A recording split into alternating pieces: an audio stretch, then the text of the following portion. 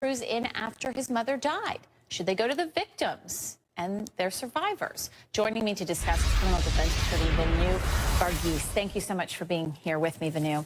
Thank you. Let's start with Charles Manson. His grandson won rights to the human remains, but still a battle over his estate. Big money connected to serial killers, apparently. What do you make of that?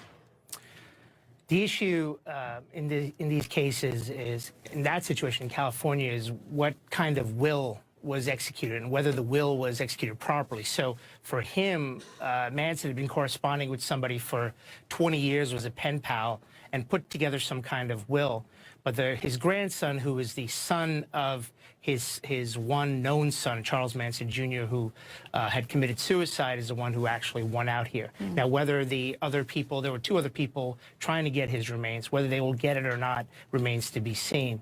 But you know, there's memorabilia, there's all this stuff, and there's been talk. At one point, there was bipartisan support for a bill that would prohibit murderabilia, so-called based on Son of Sam laws. But here in California, it's really about the will and who had a proper will. Well, and there are other controversies, like for the Florida school shooter.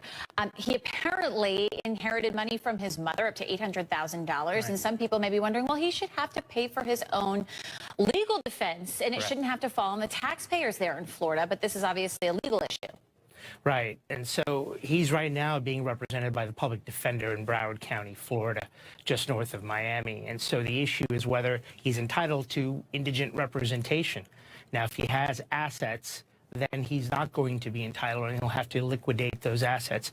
Every court in a criminal case has to do a financial assessment of a defendant to see whether he qualifies for public defense. And there are many people who try to game the system and try to get money or try to get court-appointed representation because they don't want to pay for it. But there's a lot of people who just simply can't afford private lawyers and need indigent representation. In his case, I'm not, for that kind of defense, even if he has $800,000, they're going to go through that very quickly.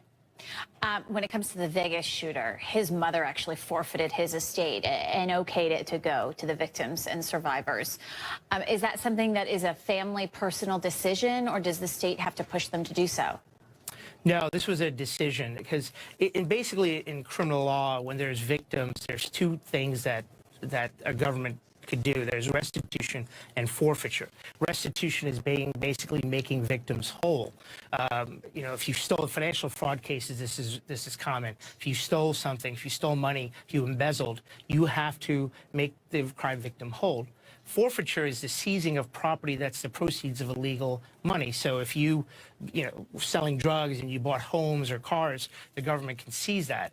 But in the case of the Vegas shooter, the state really has no rights to go after something because neither of those situations are at play here. But because the mother has allowed his estate wants it to be divvied up and go to the victims, lawyers that are representing many of the victims have come to an agreement not to litigate over this so that they don't reduce the value of the estate. Vinoo Varghese, thank you so much for being with us. We appreciate it. Thank you. Well, it is nearing the